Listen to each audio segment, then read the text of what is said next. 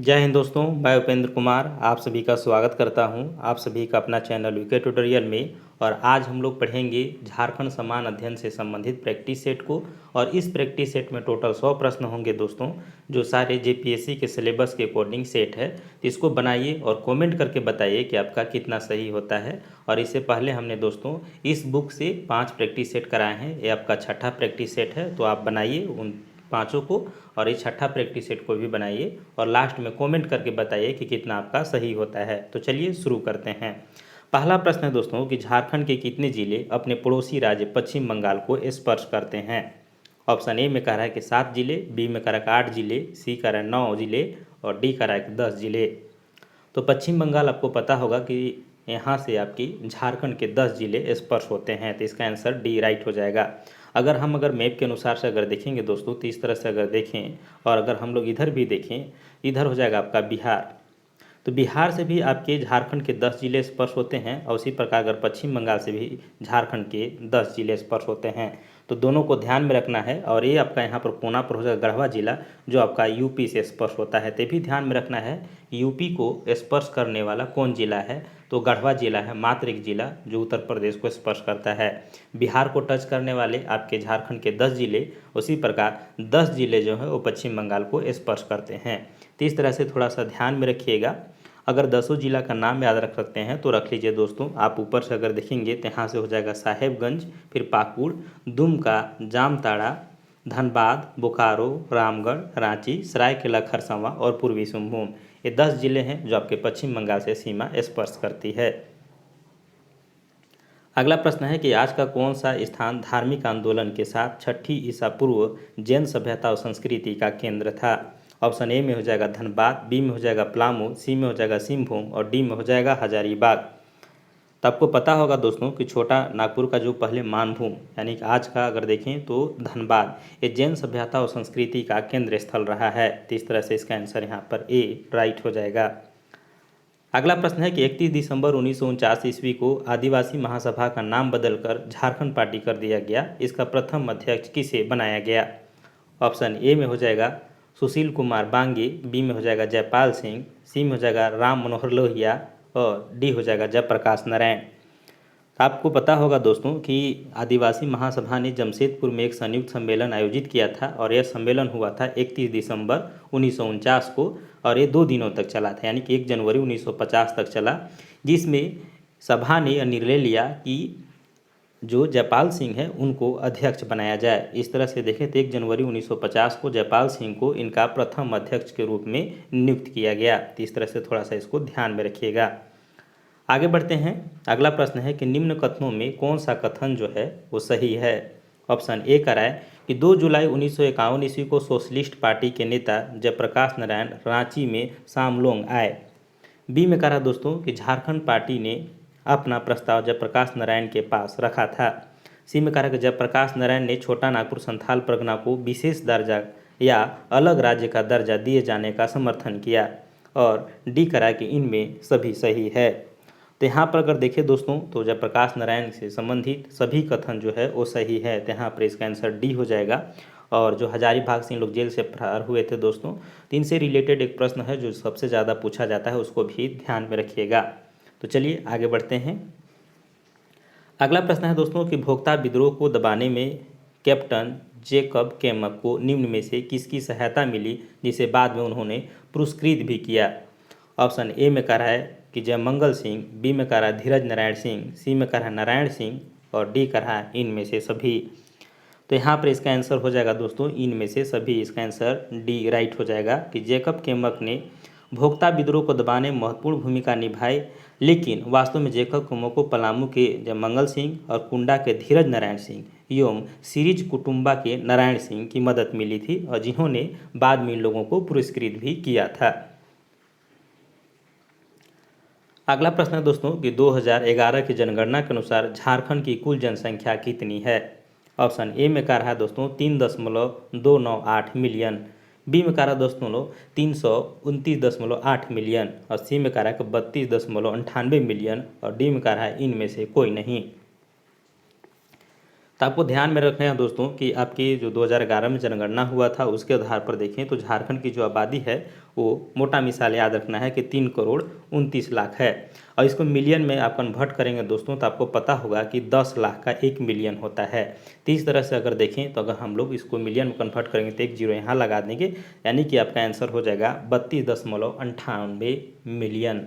तो ये answer right हो जाएगा। तो मिलियन में दिया हुआ है तो कन्फ्यूजन नहीं होना है। अगर आप यूट्यूब वगैरह में देखते हैं तो मिलियन में ही गणना होती है, तो उसमें देखते होंगे कि 10 मिलियन यानी कि 10 मिलियन हो गया आपका 1 करोड़। उस तरह से 20 मिलियन यानी 2 करोड़ और 30 मिलियन मतलब 3 करोड़। तो हमारा 3 करोड़ है और कितना लाख है दोस्तों, तो 32 लाख, अरे 29 लाख है। तो इसको अगर ध्यान में रखेंगे तो 3 करोड़ 29 लाख, यानी कि 20 लाख यहाँ भी हो जाने, 2 मिलियन और बढ़ गया, यानी 30 दो 32 मिलियन और 9.8 यहाँ पर हज़ार हो जाएगा। तो इस तरह से ध्यान में रखना है। चलिए आगे बढ़ते हैं। अगला प्रश्न दोस्तों कि फल्गु नदी के बारे में निम्न कथनों पर विचार कीजिए। ऑप्शन ए में कह रहा है कि इसका उद्गम छोटा नागपुर पठार का उत्तरी भाग है। बी में कह रहा है दोस्तों कि इसकी सहायक नदी निरंजना और मोहना है। सी में कह रहा है कि इसकी मुहाना सोन नदी में है। और डी कह रहा है अंत सलीला इसका उपनाम है। और यहाँ पर कूट के माध्यम से बताना है दोस्तों कि निम्न कथनों में से गलत कथन की पहचान कीजिए, यानी कि कौन से कथन जो है वो गलत है। तो ऑप्शन में यहाँ पर ए कह रहा है कि ए कथन गलत है, बी में कह रहा है कि सी कथन गलत है, और सी ऑप्शन में कह रहा है कि ए और बी दोनों गलत है, और डी कह रहा है कि सभी कथन जो हैं वो सत्य हैं। तो यहाँ पर ध्यान में रखना है दोस्तों कि जो फल्गु नदी के बारे में कह रहा है तो इन सभी कथन जो हो जाएंगे ये सत्य है कि उत्तरी क्षेत्र से निकलती है और ये देखें तो बिहार में बहती है। तो इस तरह से इसको थोड़ा सा ध्यान में रखिएगा कि छोटा नागपुर पठार के उत्तरी भाग से निकलती है और इसकी सहायक नदी निरंजना और मोहना है, और ये सोन नदी में मुहाना बनाती है, और इसका नाम जो है दोस्तों अंत सलीला भी उपनाम के रूप में जाना जाता है। अगला प्रश्न है दोस्तों कि निम्न में से कौन सा जलप्रपात गढ़वा जिले में स्थित है। ऑप्शन ए में कह रहा है कि गंगा झंग यानी गुंगा झंझ, बी में कह रहा है दोस्तों गुर सेधु, और सी कह रहा है दोस्तों ए और बी दोनों, और डी कह रहा है कि इनमें से कोई नहीं। तो गढ़वा जिला में दोनों जलप्रपात देखने के मिलेंगे दोस्तों, यानी गुंगा झंझ और गुरु सिंधु, ये दोनों जलप्रपात हैं। याद रखिएगा गुरु सिंधु जलप्रपात जो है वो कन्हर नदी पर स्थित है, और जो कन्हर नदी है दोस्तों ये आपका ये छत्तीसगढ़ और झारखंड की सीमा रेखा बनाती है। कन्हर नदी है जो छत्तीसगढ़ और झारखंड की बॉर्डर की बंटवारा करती है।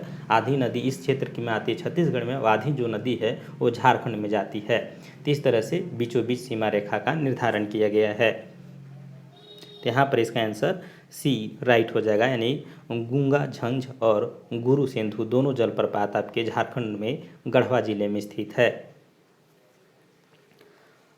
अगला प्रश्न दोस्तों झारखंड की जलवायु कैसी है। ऑप्शन ए में कह रहा है कि शीत प्रकार की, बी में कह रहा है शीतोष्ण प्रकार की, सी में कह रहा है उष्णकटिबंधीय मानसूनी, और डी कह रहा है कि इनमें से कोई नहीं। तो आपको पता होगा कि झारखंड उष्णकटिबंधीय प्रदेश में स्थित होने वाली एक जलवायु क्षेत्र है। इस तरह से देखें तो यहाँ की हवाएं भी देखो उष्णकटिबंधीय मानसूनी प्रकार की है।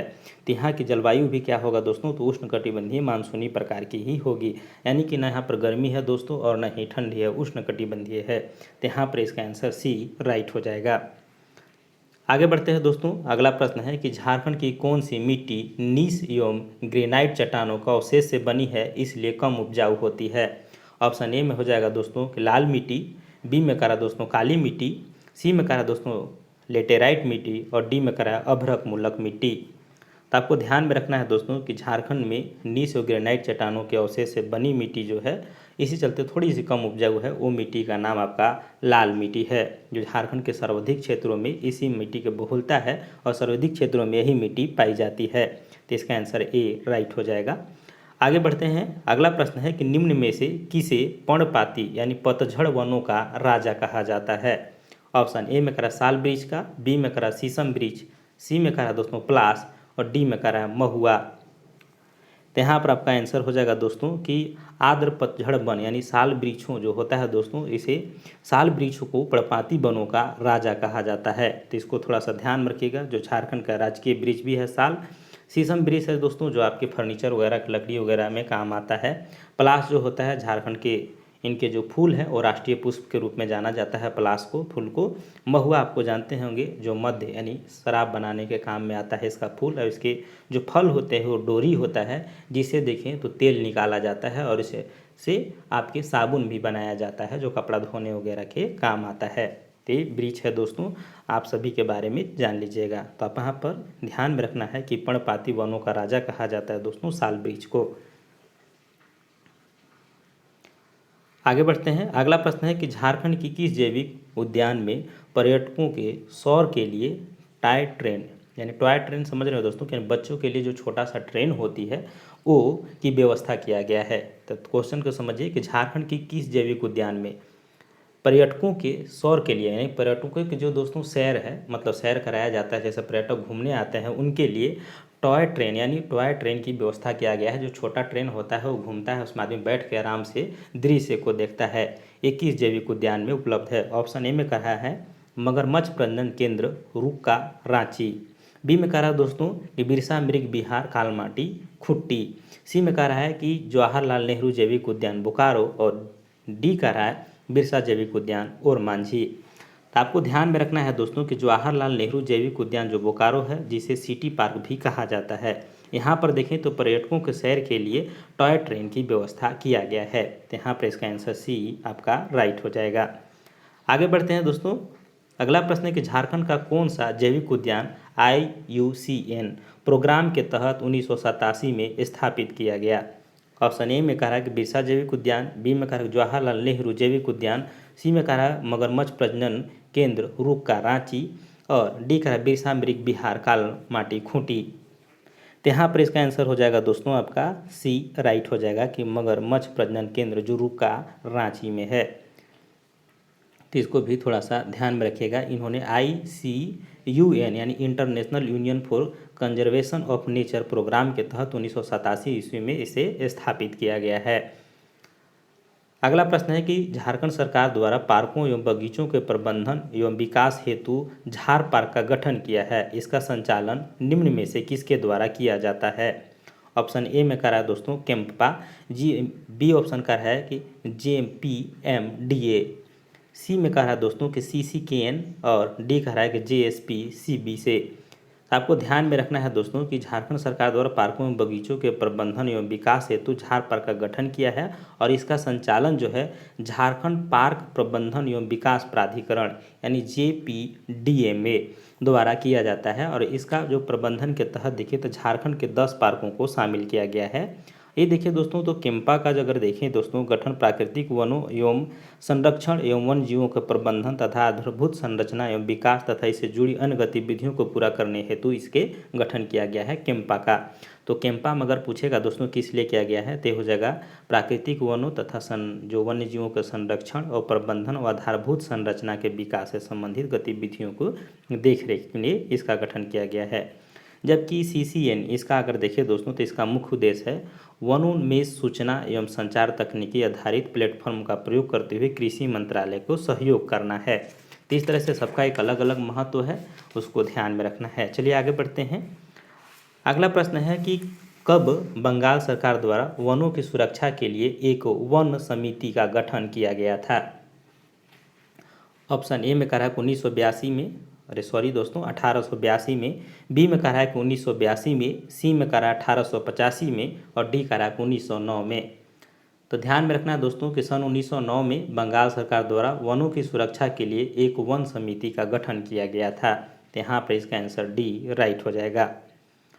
आगे बढ़ते हैं दोस्तों। अगला प्रश्न है कि वन अधिकार अधिनियम 2006 के तहत परंपरागत वन निवासी कि जंगल की जमीन पर निवास हेतु अधिकार तभी प्रदान किए जाएंगे जब वे खाली स्थान से पूर्व कम से कम 3 पीढ़ियों तक प्राथमिक रूप से वन या वन भूमि में निवास करता रहा है और जीविका की वास्तविक आवश्यकताओं के लिए वनों पर निर्भर रहा है।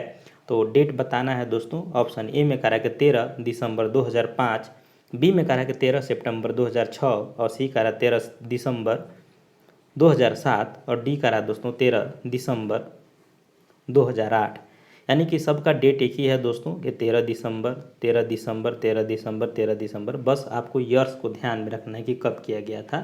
तो यहाँ पर आंसर हो जाएगा दोस्तों आपका 13 दिसंबर 2005 हो जाएगा। तो इसको ध्यान में रखिएगा दोस्तों कि वन अधिकार अधिनियम 2006 के तहत वनवासियों को जंगल और जमीन पर निवास हेतु अधिकार तभी प्रदान किए जाएंगे जब वह 13 दिसंबर 2005 से पूर्व कम से कम 3 पीढ़ियों तक प्राथमिक रूप से वन एवं वन भूमि में निवास करता रहा हो और जीविका की वास्तविक आवश्यकताओं के लिए वनों पर निर्भर रहा हो।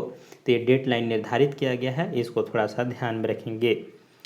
आगे बढ़ते हैं। अगला प्रश्न है कि वर्ष 2011 की जनगणना के अनुसार राज्य में अनुसूचित जनजातियों की सबसे कम जनसंख्या किस जिले में पाई जाती है।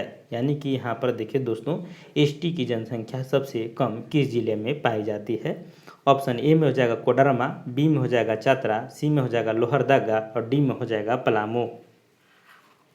तो आपको ध्यान में रखना है दोस्तों कि सबसे कम अनुसूचित जनसंख्या वाले आपके जिले हो जाएंगे आपका कोडरमा। इसका आंसर यहाँ पर ए हो जाएगा। कोडरमा के बाद दूसरा स्थान पर आपका आता है चतरा, यानी सबसे कम जो है दोस्तों कोडरमा में पाया जाता है। इसके बाद चतरा में आएगा। इसके बाद अगर तीसरे नंबर को आप याद रख सकते हैं देवघर, तो इसको भी थोड़ा सा ध्यान में रख सकते हैं कि जो देवघर जिला है इसमें तीसरे नंबर पर आता है। चलिए आगे बढ़ते हैं और चौथे नंबर पर आपका हजारीबाग आता है। चलिए आगे की ओर देखते हैं दोस्तों। अगला प्रश्न है, हैवी इंजीनियरिंग कॉरपोरेशन के निम्न में से कौन सा यूनिट भारी मशीनों के औजारों का निर्माण करता है। ऑप्शन ए में हो जाएगा heavy machine welding plant, B में कहा है दोस्तों heavy machine tool plant, C में कहा है फाउंड्री फोर्ज प्लांट और डी कहा है कि इनमें से कोई नहीं। तो यहाँ पर अगर ध्यान में रखेंगे दोस्तों तो यहाँ पर हो जाएगा आपका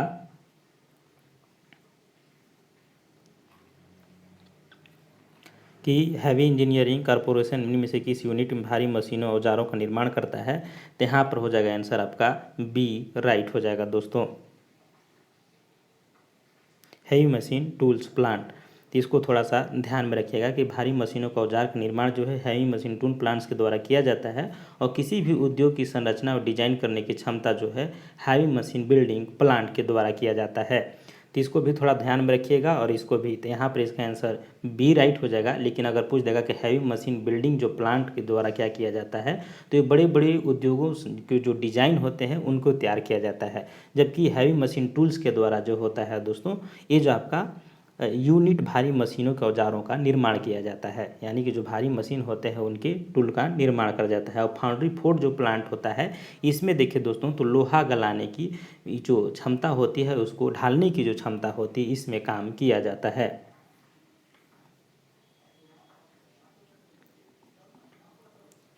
चलिए आगे बढ़ते हैं। क्वेश्चन यहाँ पर मिस है दोस्तों कि 17 के बाद 19 है, 18 नंबर क्वेश्चन जो है वो मिसिंग है, तो इसको थोड़ा सा इग्नोर करते हैं और देखते हैं कि कहाँ छूट गया। एक सेकेंड आप लोग। तो 18 नंबर क्वेश्चन बुक में दिया ही नहीं है दोस्तों, वो मिसिंग है ही है। इसी चलते हमको लगा कि हमने जो स्कैन कर रहे थे उस समय हमें छूट गया है, लेकिन ऐसा नहीं है, वो क्वेश्चन बुक में ही नहीं था। तो चलिए आगे बढ़ते हैं। अगला प्रश्न दोस्तों का अब्रक के संबंध में निम्न कथनों पर विचार कीजिए। ऑप्शन ए में कहा है कि भारत में अब्रक का दूसरा सर्वाधिक भंडार झारखंड में है। तो यहाँ पर अगर देखें दोस्तों तो पहला ही जो है वो गलत हो जाएगा, क्योंकि अब्रक का देखें तो दूसरा सर्वाधिक भंडार झारखंड में नहीं, बल्कि जो अब्रक का सर्वाधिक भंडार जो है वो झारखंड में, यानी कि यहाँ पर दूसरा के जगह में पहला होना चाहिए। तो आपका देखिए तो आपका ए ही गलत हो जा रहा है। आगे देखते हैं। कोडरमा को अब्रक की राजधानी कहा जाता है, तो बिल्कुल सही है दोस्तों, ये आपका बी सही हो जाएगा। और सी में करा दोस्तों कि झारखंड में उत्पादित कुल अब्रक का 90% भाग झारखंड में ही उपयोग हो जाता है। ये भी गलत है कि 90% भाग जो है दोस्तों वो झारखंड में उपयोग ना होकर के उसको निर्यात किया जाता है, भेज दिया जाता है। तो यहाँ पर ए भी देखें तो गलत हो जाएगा, यानी कि एक कथन गलत है, सी भी गलत है, आपका बी सही है। और चलिए आगे देखते हैं, डी ऑप्शन में पढ़ते हैं। डी कह रहा है कि झारखंड में उच्च कोटि का सफ़ेद अब्रक पाया जाता है और सभी कथनों पर पहचान कीजिए। तो इस तरह से अगर देखिए दोस्तों तो आपका ऑप्शन जो था उसके अनुसार से आपका ए गलत था, सी भी गलत था, तो आपका बी और डी जो है वो बिल्कुल सही होगा। तो यहाँ पर इसका आंसर बी राइट हो जाएगा कि झारखंड में उच्च कोटि का अब्रक जो पाया जाता है उसे सफ़ेद अब्रक या रूबी अब्रक भी इसे कहा जाता है। और देखिए तो झारखंड में सर्वाधिक अब्रक का उत्पादन होता है और 90% जो अब्रक हो उसको निर्यात कर दिया जाता है। तो इस तरह से इसको थोड़ा सा ध्यान में रखिएगा। और इस क्वेश्चन को देखिए दोस्तों तो आप लोग बना लिए होंगे, क्योंकि क्वेश्चन जो था बीच में ब्रेक था, इसी चलते पूरा स्क्रीन पर नहीं आ रहा था, इसलिए इसको बता दिए। चलिए आगे बढ़ते हैं। अगला प्रश्न है कि निम्न कथनों में सही कथन की पहचान करें। ऑप्शन ए कह रहा है कि झारखंड का प्रथम उर्वरक कारखाना सिंदरी में स्थापित किया गया था। बी में कह रहा है दोस्तों कि यह 1921 ईस्वी में भारत सरकार के द्वारा स्थापित किया गया। सी में कह रहा है कि यह कारखाना पूर्वी भारत का सबसे बड़ा कारखाना है। और डी कह रहा है कि इनमें से सभी। तो यहाँ पर अगर देखें दोस्तों तो इसका आंसर डी राइट हो जाएगा, सभी सही हो जाएगा कि झारखंड में उर्वरक का प्रथम कारखाना जो है वो सिंदरी जो धनबाद के निकट है। और यहाँ पर देखें तो 1951 में भारत सरकार के द्वारा इसे स्थापित किया गया था। तो यहाँ पर इसका देखिए दोस्तों तो थोड़ा सा इसको 1951 कर लीजिएगा, इसको सुधारिएगा कि 1921 दिया हो, प्रिंटिंग मिस्टेक है, वहाँ पर हो जाएगा 1951 में स्थापित किया गया। और यह कारखाना देखिए तो पूर्वी भारत का सबसे बड़ा उर्वरक कारखाना है। तो यहाँ पर देखिए तो सभी कथन जो है आपके सही हो जाएंगे, यहाँ पर बस इसको सुधारने की ज़रूरत है। अब ऐसे अगर टिक करना है दोस्तों तो बी आप कर सकते हैं कि 1921 लिखा था तो इसको भी कर सकते हैं, लेकिन यहाँ पर पूछ रहा है कि सभी कथन कौन से की पहचान करें, यानी सही के तब का ए भी सही हो जा रहा है, सी भी सही हो जा रहा है, तो यहाँ पर आपका बी इसको कैसे आप कर सकते हैं। तो इस चलते इसको सुधार करके और सभी कथन जो होंगे वो सही हो जाएंगे। आगे बढ़ते हैं दोस्तों, अगला प्रश्न है कि निम्न कथनों में कौन सा कथन जो है वो असत्य है। ऑप्शन ए में कहा है कि पलामू प्रमंडल लाह उत्पादन की दृष्टि से प्रथम स्थान पर है। बी में कहा है कि खूंटी जिला लाह उत्पादन की दृष्टि से प्रथम स्थान पर है। सी में कहा दोस्तों कि झारखंड में कुल लाह उत्पादन का 90% भाग झारखंड के उद्योगों में खपत हो जाता है। और डी कहा दोस्तों इनमें से कोई नहीं। तो आप यहाँ पर ध्यान में रखिएगा दोस्तों कि आपका पहला सही हो जाएगा कि पलामू प्रमंडल लाह उत्पादन की दृष्टि से प्रथम स्थान पर है, जबकि जिला की बात आता है तो खूंटी जिला लाह उत्पादन की दृष्टि से प्रथम स्थान पर आता है। ये बिल्कुल सही है दोनों। जबकि यहाँ पर जो तीसरा ऑप्शन का है ये गलत हो जाएगा कि झारखंड में कुल लाह उत्पादन का 90% भाग है वो झारखंड के उद्योग में खपत हो जाता है। गलत है, क्योंकि झारखंड के 90% जो लाह का वो निर्यात कर दिया जाता है, यहाँ उपयोग नहीं किया जाता है। तो इस तरह से आपका सी जो है वो गलत हो जाएगा। बस यहाँ उद्योग का खपत की जगह में यहाँ पर हो जाएगा इसे निर्यात किया जाता है। तो तीनों कथन जो हैं वो सही हो जाएंगे। आगे बढ़ते हैं, अगला प्रश्न दोस्तों कि दामोदर घाटी औद्योगिक पट्टी का औद्योगिक केंद्र निम्न में से कौन है। ऑप्शन ए में कह रहा है बोकारो और धनबाद, बी में कह रहा है बोकारो और जमशेदपुर, सी कह रहा है रांची और बोकारो, और डी कह रहा है रांची और धनबाद। तो दामोदर घाटी औद्योगिक पट्टी का औद्योगिक केंद्र अगर देखें दोस्तों तो आपका हो जाएगा आपका बोकारो और धनबाद हो जाएगा। तो यहाँ ध्यान रखिएगा दोस्तों कि 4 औद्योगिक केंद्र हैं, रांची, जमशेदपुर, बोकारो और धनबाद। ये देखें तो धनबाद और बोकारो जो है वो दामोदर घाटी औद्योगिक पट्टी के अंतर्गत ही आता है। चलिए आगे बढ़ते हैं, अगला प्रश्न है कि यह औद्योगिक पट्टी रांची से मुरी तक विस्तृत है। इस पट्टी में स्थित महत्वपूर्ण औद्योगिक केंद्र हैं हटिया, रांची, नामकुम एवं टाटी सिलवे। यह कथन निम्न में से किस औद्योगिक पट्टी के लिए सही है। ऑप्शन ए में हो जाएगा अभ्रक औद्योगिक पट्टी, बी में हो जाएगा दामोदर घाटी औद्योगिक पट्टी, सी में हो जाएगा ऊपरी स्वर्ण रेखा औद्योगिक पट्टी, और डी करा निचली स्वर्ण रेखा औद्योगिक पट्टी। तो यहाँ पर अगर देखें दोस्तों तो आपको ध्यान में हो जाएगा कि यहाँ पर स्वर्ण रेखा नदी निकलती है, और इस तरह से देखें तो ऊपरी स्वर्ण रेखा घाटी औद्योगिक पट्टी के अंतर्गत ये आएगा। तो इसका आंसर यहाँ पर आपका सी राइट हो जाएगा कि जो ऊपरी स्वर्ण रेखा औद्योगिक पट्टी के अंतर्गत आपका हटिया आता है, रांची, नामकुम एवं टाटी सिलवे, ये सभी औद्योगिक पट्टियाँ जो आपका है ऊपरी स्वर्ण रेखा औद्योगिक नदी के अंतर्गत आती हैं। अगला प्रश्न है दोस्तों कि झारखंड में प्रथम बार राष्ट्रपति शासन के समय निम्न में से कौन राज्यपाल थे। ऑप्शन ए में हो जाएगा वेद प्रकाश मारवत, बी में हो जाएगा सैयद सिप्ते रजी, सी में हो जाएगा शंकर नारायण, और डी कह रहा है कि इनमें से कोई नहीं। तो आपको ध्यान में रखना है कि झारखंड में प्रथम बार राष्ट्रपति शासन कब लगा था दोस्तों, तो आपका 2009 में लगा था, और उस समय देखें तो आपका राज्यपाल जो थे वो सैयद सिप्ते रजी जी थे। तो यहाँ पर इसका आंसर बी राइट हो जाएगा। अगला प्रश्न है कि भंडारी को जीविका के लिए एक जमीन दिया जाता था जिसे भंडारगिरी खेत कहा जाता है। यह निम्न में से किस शासन व्यवस्था का प्रारूप है। ऑप्शन ए में कह रहा है दोस्तों मुंडाओं की शासन व्यवस्था, बी में कह रहा है पढ़ा पंचायत शासन व्यवस्था, सी में कह रहा है मानकी मुंडा शासन व्यवस्था, और डी में कह रहा है दोस्तों माझी परगना शासन व्यवस्था। तो आपको ध्यान में रखना है दोस्तों कि भंडारी जो होता है वो पढ़ा पंचायत शासन व्यवस्था का एक प्रारूप है। तो यहाँ पर इसका आंसर बी राइट हो जाएगा। और यहाँ पर देखिए दोस्तों, तो ये भंडारी जो होता है वो संदेश वाहक होता है, और कहीं कहीं देखें तो किसी किसी गांव में जो होता है दोस्तों, ये भंडारी जो होता है यानी कि राजा का जो भंडार होता है उसका प्रभारी भी होता है, यानी कि जो गोदाम घर होता है जो अनाज वगैरह रखा आता है उसका ये प्रभारी भी होता है। और यह देखिए दोस्तों, तो ये ज़मीन भी देख रेख करता है, जो राजा के अंतर्गत जितने भी ज़मीन आते हैं उसको भी देख रेख करता है, और भंडारगिरी खेत जो है इनको दिया जाता है, यानी कि काम के बदले इनको जो खेत दिया जाता है उसको भंडारगिरी खेत कहा जाता है। तो यहाँ पर इसका आंसर बी राइट हो जाएगा। आगे बढ़ते हैं दोस्तों, अगला प्रश्न है कि मानकी मुंडा शासन व्यवस्था के संबंध में निम्न में से कौन सा असत्य है, यानी कौन सा कथन जो है वो गलत है, उसको चुनना है। ऑप्शन ए में कह रहा है दोस्तों कि मुंडा अपने गांव में शांति तथा कानून व्यवस्था बहाल रखता है। बी में कह रहा है कि मुंडा किसी भी विभाग के पदाधिकारी को अपने क्षेत्र में मदद तथा सहयोग प्रदान करता है। सी में कह रहा है कि ग्राम की रैयत अपने अधिकार से बाहर कोई अनुचित कार्य नहीं करे, इसकी जानकारी लेना मानकी का होता है। डी में कह रहा है कि इनमें से कोई नहीं। तो यहाँ पर देखिए दोस्तों, तो इसमें असत्य कथन एक दिख रहा है आपका कि गांव की रैयत अपने अधिकार से बाहर कोई अनुचित कार्य नहीं करे, इसकी जानकारी लेना मानकी का काम होता है। तो ध्यान में रखिएगा कि गांव से संबंधित जितने भी काम होते हैं दोस्तों वो मुंडा का कार्य होता है, यानी कि यहाँ पर हो जाएगा गांव स्तर से अगर देखें तो आपका आंसर यहाँ पर सी गलत हो जाएगा। यहाँ पर साफ साफ पर गाँव के रैयत अपने अधिकार से बाहर कोई अनुचित कार्य नहीं करे, इसकी जानकारी लेना जो होता है वो मानकी का कार्य न होकर के मुंडा के ही काम होता है।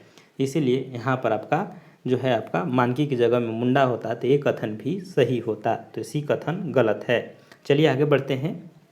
अगला प्रश्न दोस्तों कि माझी परगना शासन व्यवस्था में नायके की मुख्य भूमिका निम्न में से क्या है, यानी माझी जो परगना शासन व्यवस्था है दोस्तों इसमें नायके की क्या भूमिका होती है वो बताना है। चलिए आगे देखते हैं।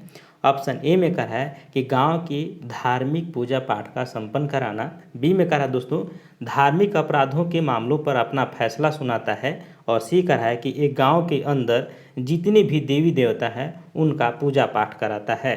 और डी कहा है कि इनमें सभी कथन सही है। तो आपको ध्यान में रखना है दोस्तों कि यहाँ पर डी सही हो जाएगा, यानी नायके जो होता है वो गांव के धार्मिक पूजा पाठ का संपन्न कराता है तथा धार्मिक अपराधों के मामलों पर अपना फैसला भी सुनाता है, और ये गांव के अंदर जितने भी देवी देवता हैं उनका पूजा पाठ भी ये कराने का काम करता है। तो सभी कथन जो है वो आपके सही हो जाएंगे। तो इसको ध्यान में रखिएगा कि नायके के संबंध में सारे कथन सही हैं। आगे बढ़ते हैं दोस्तों। अगला प्रश्न है कि जातीय पंचायत शासन व्यवस्था में कांटा टोपना सजा को कौन सा कथन सही ठहराता है, यानी जातीय पंचायत शासन व्यवस्था में जो कांटा टोपना जो सजा है उससे संबंधित जो है वो कौन सा कथन जो है वो सही है। क्वेश्चन यही है। ऑप्शन ए में कह रहा है कि तांबे या चांदी का सिक्का उबलते पानी में रख दिया जाता है तथा दोषी व्यक्ति को उसे हाथ से निकालने का कहा जाता है। बी में कह रहा दोस्तों कि धान के कोढ़े से भरे एक गड्ढे में पैर रखकर खड़ा होना पड़ता है। सी में कह रहा दोस्तों कि कांटा टोपना का मतलब एक सामाजिक बहिष्कार है। और डी कह रहा है कि इनमें से कोई नहीं। तो यहाँ पर इसका आंसर बी राइट हो जाएगा दोस्तों कि जो कांटा टोपना होता है ये कांटा टोपना नामक एक अग्नि परीक्षा में देखें तो धान की जो कोढ़े होते हैं यानी धान की जो भूसी होता है उससे क्या करते हैं एक गड्ढे में पैर रख करके खड़ा होना पड़ता है। जो थक कर गिर जाता है तो उसे दोषी माना जाता है।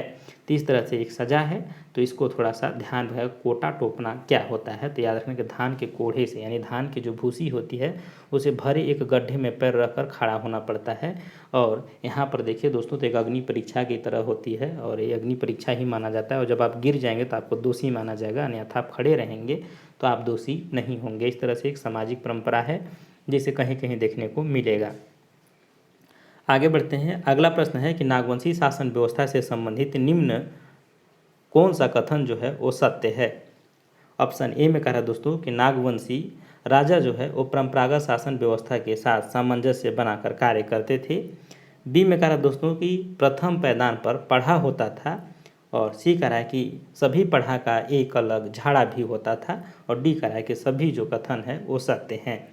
तो यहाँ पर ध्यान में रखिएगा दोस्तों कि जो आपका नागवंशी शासन व्यवस्था, जो मुंडा की शासन व्यवस्था थी, वही नागवंशियों में हस्तांतरित हुई थी। और इस तरह से अगर देखें तो सभी कथन देखने में आपके सभी मिलेंगे, सत्य हो जाएंगे। यानी नागवंशी राजा जो होता था परंपरागत शासन व्यवस्था के साथ सामंजस्य बनाकर कार्य करते थे। जो उनकी जो पारंपरिक शासन व्यवस्था मिली थी मुंडाओं से, उनके साथ एक सामंजस्य बनाकर रखे थे और कार्य करते थे। और इसमें देखें तो प्रथम पैदान पर एक पढ़ा होता था और सभी पढ़ा का एक अलग झाड़ा भी होता था। झाड़ा मतलब दोस्तों कि अलग अलग एक संगठन होता था जिसके माध्यम से पढ़ा के एक क्षेत्र बटी होती थी और उस हिसाब से बता रहे कि एक झाड़ा होता था, क्षेत्र में अपना एक महत्व होता था, उस क्षेत्र के एरिया के अंतर्गत ही इनकी एक पढ़ा निश्चित होती थी। तो इस तरह से देखें तो सभी कथन आपके सही हो जाएंगे। अगला प्रश्न है दोस्तों कि छोटा नागपुर को बंगाल प्रांत के एक गैर रेगुलेशन यानी नॉन रेगुलेशन प्रदेश के रूप में एक आयुक्त के अधीन कर दिया गया, यानी एक कमिश्नर के अधीन कर दिया गया। ऑप्शन ए में करा है 1795 में, बी में करा 1908 में, सी में करा 1837 में और डी करा दोस्तों 1854 ईस्वी में।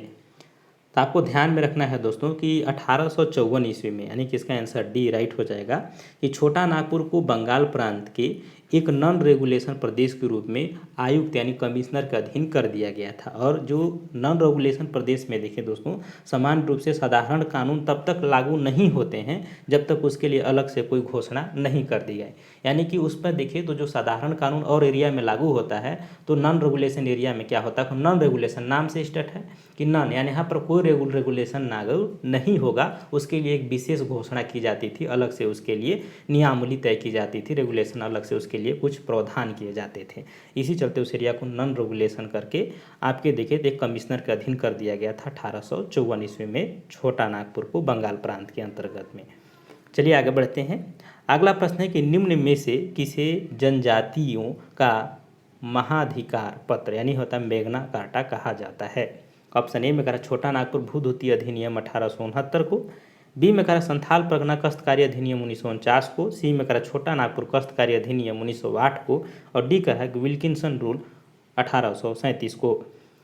तो यहाँ पर अगर देखें दोस्तों तो आपको ध्यान में रखना होगा कि जनजातियों का महाधिकार पत्र यानी मेग्ना कार्टा कहा जाता है छोटा नागपुर कष्टकारी अधिनियम को। तो यहाँ पर इसका आंसर सी राइट हो जाएगा।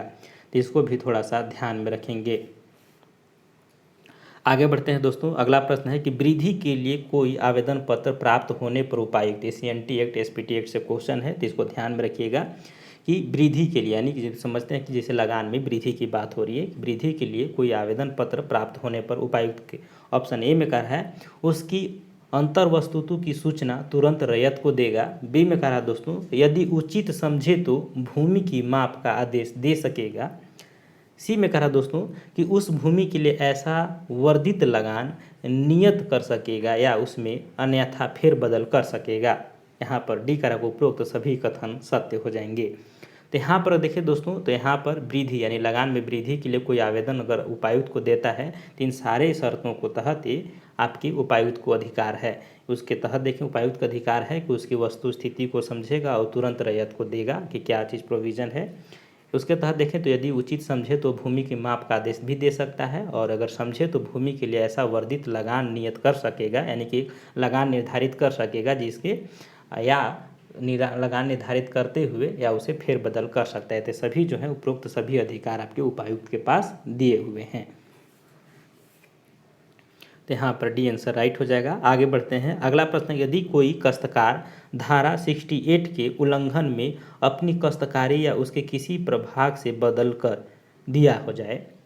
क्वेश्चन फिर से पढ़ रहा हूँ दोस्तों। यदि कोई काश्तकार यानी किसान समझिए, धारा 61 के उल्लंघन करते हुए अपनी काश्तकारी या उसे किसी प्रभाव को बेदखल कर दिया जाए तो इस हेतु आवेदन कर सकेगा, यानी किसी हेतु आवेदन वह कर सकेगा। ऑप्शन ए में कह रहा है दोस्तों कि 1 वर्ष के भीतर कर सकेगा, 2 वर्ष के भीतर कर सकेगा, 3 में कह रहा है कि 3 वर्ष के भीतर और डी कह रहा है कि सुविधा अनुसार कभी भी।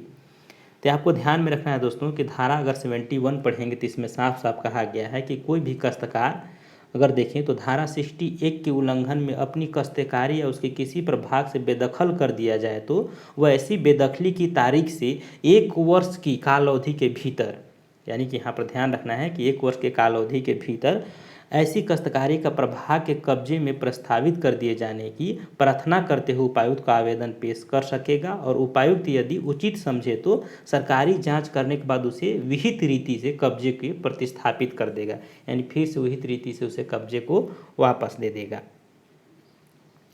आगे बढ़ते हैं दोस्तों। अगला प्रश्न है कि भूस्वामी को विशेषाधिकार युक्त भूमि का सर्वेक्षण और अभिलेख का निर्देश देने की शक्ति निहित होगी। ऑप्शन ए में करा राज्य सरकार के, बी में करा भू राजस्व अधिकारी में, सी में करा दोस्तों कलेक्टर में और डी करा उपायुक्त में।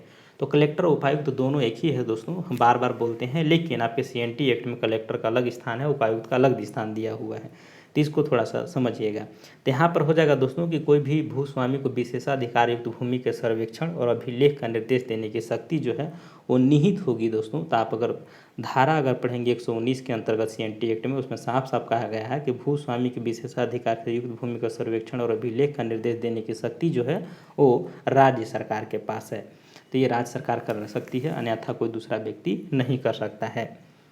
आगे बढ़ते हैं। अगला प्रश्न है कि वस्तु के रूप में लगान वसूल हेतु न्यायालय अभिस्वीकृति।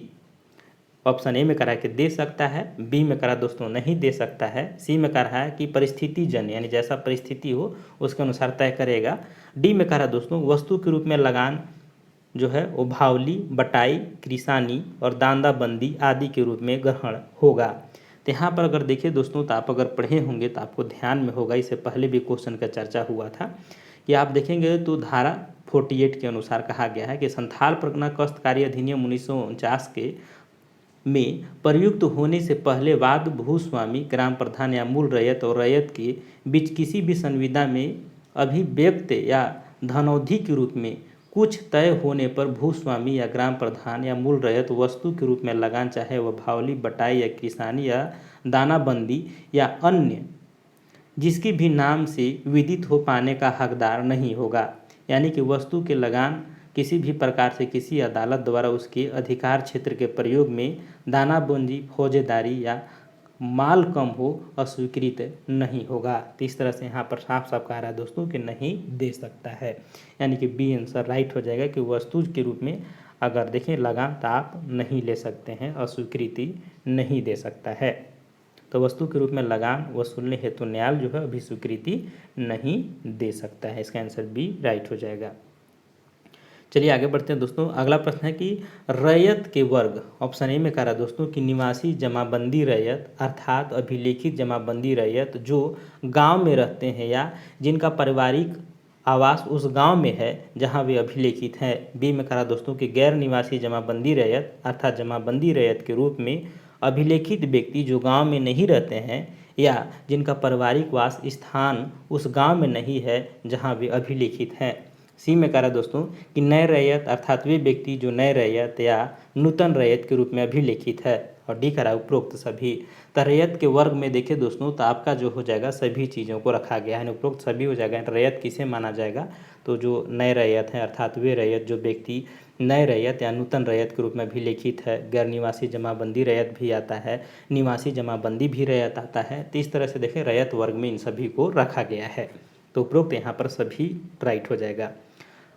अगला प्रश्न है दोस्तों कि जोत का विभाजन तथा लगान का वितरण हेतु आवेदन पत्र के मिलने पर आवेदन की अतिरिक्त पत्र में हित रहने वाले व्यक्तियों में से प्रत्येक व्यक्ति को उस तिथि की नोटिस शामिल करेगा जिस तिथि को वह आवेदन पत्र की सुनवाई करना चाहता है।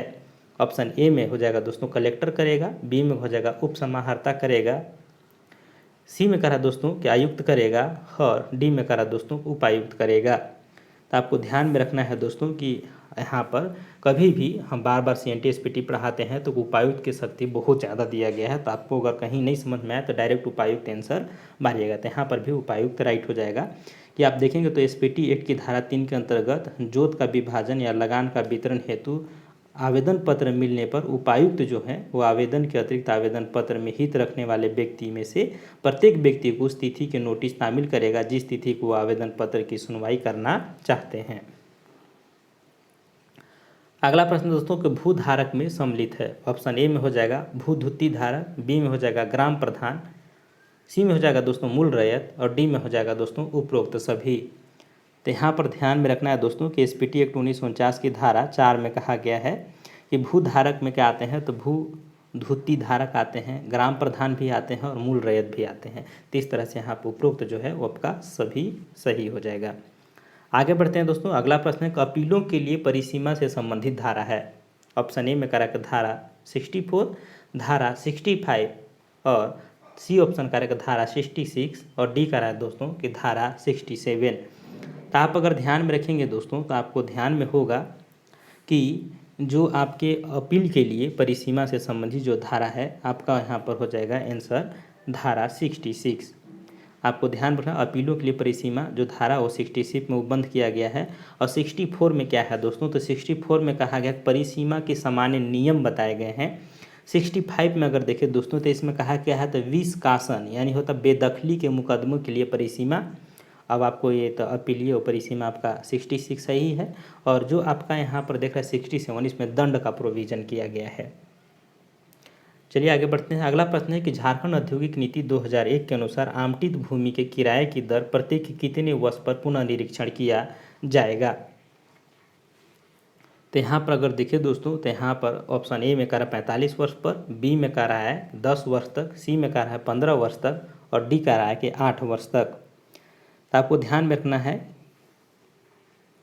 कि झारखंड औद्योगिक नीति 2001 के अनुसार झारखंड के आवंटित की गई भूमि के किराए की दर का पुनः निरीक्षण प्रत्येक जो है वो 10 वर्ष के अंतराल पर किए जाने का प्रोविज़न किया गया है।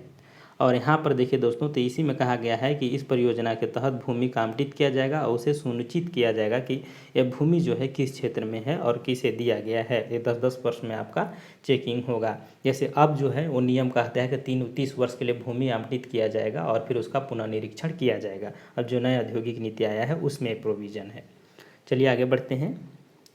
अगला प्रश्न दोस्तों कि एकल खिड़की व्यवस्था यानी सिंगल विंडो सिस्टम के लिए एक एकल खिड़की निपटान समिति का गठन किया गया है जिसका अध्यक्ष निम्न में से किसे बनाया गया है। ऑप्शन ए में हो जाएगा प्रधान सचिव को, बी में हो जाएगा मुख्य सचिव को और सी में हो जाएगा दोस्तों मुख्यमंत्री को और डी हो जाएगा इनमें से कोई नहीं। तो आप देखेंगे दोस्तों एकल खिड़की व्यवस्था के लिए जो दोस्तों यानी सिंगल विंडो सिस्टम के लिए इसके लिए एक निपटारा समिति का गठन किया गया है जिसका अध्यक्ष जो होता है उद्योग तथा खनन भू विज्ञान के जो है वो प्रधान सचिव होते हैं।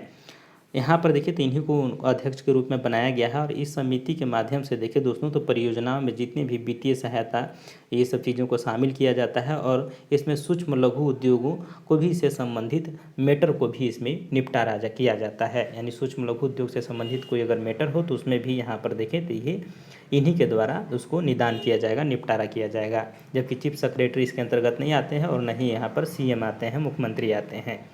तो आपके प्रधान सचिव के अंतर्गत रखा गया है। और कौन से विभाग के प्रधान सचिव रहेंगे दोस्तों तो उसको भी थोड़ा सा ध्यान में रख लीजिएगा आप लोग कि खनन एवं भू विज्ञान विभाग के आपके प्रधान सचिव। अगला प्रश्न दोस्तों कि पुनर्स्थापना एवं पुनर्वास नीति के तहत कम से कम किस स्तर तक के अधिकारी को पुनर्स्थापना एवं पुनर्वास प्रशासन के रूप में नियुक्त किया जाएगा। ऑप्शन ए में हो जाएगा प्रखंड विकास पदाधिकारी, बी में हो जाएगा दोस्तों उपायुक्त, सी में हो जाएगा अनुमंडल पदाधिकारी और डी में हो जाएगा किसी विभाग के सचिव। तो ध्यान में रखना है दोस्तों कि पुनर्स्थापना एवं पुनर्वास नीति के तहत कम से कम उपायुक्त स्तर के अधिकारी को पुनर्स्थापना एवं पुनर्वास प्रशासक के रूप में नियुक्त किया जाएगा। तो यहाँ पर इसका आंसर बी राइट हो जाएगा। उपायुक्त स्तर के कोई भी अधिकारी होगा जिसको अधिकतर देखें तो अनुमंडल पदाधिकारी को ही बेचा जाता है उपायुक्त स्तर के अधिकारी के रूप में वहाँ पर उनको निरीक्षण करने के लिए। चलिए आगे बढ़ते हैं। अगला प्रश्न दोस्तों कि नक्सलियों के प्रत्यार्पण एवं पुनर्वास नीति 2015 के तहत किसी प्रत्यार्पण करने वाली श्रेणी ए के अंदर आने वाली उग्रवादी को मिलने वाली सुविधाओं के संबंध में कौन सा कथन जो है वो सत्य है। ऑप्शन ए में कहा दोस्तों कि पुनर्वास अनुदान के रूप में कुल रुपए 5 लाख का भुगतान किया जाएगा। बी में कहा दोस्तों कि 5,000 रुपये प्रति माह की वित्ती पर 1 वर्ष तक व्यावसायिक प्रशिक्षण दिया जाएगा। यानी एक प्रति 5,000 रुपये महीना दिया जाएगा दोस्तों और व्यावसायिक प्रशिक्षण दिया जाएगा। सी ऑप्शन में कहा दोस्तों कि प्रत्यार्पित नक्सलियों अथवा उनके बच्चों को स्नातक स्तर की शिक्षा ग्रहण करने हेतु अधिकतम 25,000 रुपये वार्षिक भुगतान किया जाएगा। और डी कह रहा है कि सभी कथन जो हैं वो सत्य हैं। तो अभी नई नीति जो बनाई गई थी दोस्तों 2015 में, उसके तहत देखें तो उपयुक्त जो है सभी कथन जो है वो सत्य हो जाएंगे। यानी कोई भी उग्रवादी जो है जो श्रेणी ए के अंतर्गत आता है, यानी कमांडर स्तर ए के अंतर्गत आता है, अगर वो आपके समर्पण करता है तो इन सारी चीज़ों को पहले 5 लाख रुपये उनको दिया जाएगा। तो पहले किस्त में प्रोविज़न है कि इनको 1 लाख रुपया दिया जाएगा, फिर 2 किस्तों में 2-2 लाख करके दिया जाएगा, इस तरह से प्रोविज़न है। और इसके बाद 5,000 रुपये उनको वित्तीय सहायता के रूप में व्यावसायिक प्रशिक्षण भी दिया जाएगा। उनके बच्चों को पढ़ने के लिए 25,000 रुपये वार्षिक पैसा दिया जाएगा ग्रेजुएशन तक की पढ़ाई के लिए। चलिए आगे बढ़ते हैं। अगला प्रश्न दोस्तों कि झारखंड की किस जैविक उद्यान को पर्यावरणीय पर्यटन नीति 2015 के तहत ध्यान दिया गया है? ऑप्शन ए में कह रहा दोस्तों कि बिरसा भगवान जैविक उद्यान रांची, बी में हो जाता है मगरमच्छ प्रजनन केंद्र रांची, सी में कहा दोस्तों कि मृग विहार खुट्टी, और डी कराया कि इनमें से सभी। तो यहाँ पर ध्यान में रखेंगे दोस्तों कि पर्यावरण पर्यटन नीति 2015 के तहत बिरसा भगवान जैविक उद्यान रांची, मगरमच्छ प्रजनन केंद्र जो आपके रांची में है। इसके बाद देखिए दोस्तों तो आप जो आपका देखिए बिरसा मृग विहार जो खूंटी में है, ये सभी को देखें तो जवाहरलाल नेहरू जैविक उद्यान बोकारो आदि पर भी ध्यान दिया जा रहा है और इसको पर्यटन नीति के तहत इसको जो है बढ़ावा दिया जा रहा है। झारखंड के जैविक उद्यान में इनकी एक अलग ही भूमिका के रूप में इसको पर्यावरणीय पर्यटन नीति के तहत इसको विकसित किया जा रहा है और एक डिजाइनिंग के तहत इसको आगे की ओर रणनीति के तहत विकास की ओर ले जाया जा रहा है। आगे बढ़ते हैं दोस्तों। तो अगला प्रश्न है प्रीमिटिव ट्राइबल ग्रुप यानी पीटीजी डाकिया योजना के तहत आदिम जनजाति यानी जो अत्यंत पिछड़ी जनजाति जिसको आदिम, झारखंड में 8 जनजातियाँ आदिम जनजाति है, तो इनके परिवारों को प्रत्येक माह कितने किलोग्राम चावल राज्य के खाद्य विभाग के द्वारा घर पहुंचाकर प्रदान किया जाएगा? ऑप्शन ए में कह रहा दोस्तों कि 30 किलो चावल, बी में कह रहा 20 केजी चावल, सी में कह रहा 35 किलो चावल और डी कह रहा 25 किलो चावल। तो इसको भी थोड़ा सा ध्यान में रखना है दोस्तों कि प्रीमिटिव ट्राइबल ग्रुप यानी पीटीजी डाकिया योजना के तहत इसकी शुरुआत देखें तो आपका हुआ था 6 अप्रैल 2017 को और इसके तहत यह प्रोविज़न किया गया है दोस्तों कि जो आदिम जनजाति जो समुदाय की जो अति मतलब आर्थिक स्थिति कमज़ोर वाले उनके देखें तो सशक्तिकरण करने के लिए इस योजना के तहत देखें तो 35 किलो जो प्रति माह जो होगा वो चावल जो होगा खाद्यान्न जो होगा वो घर पहुंचा करके दिया जाएगा।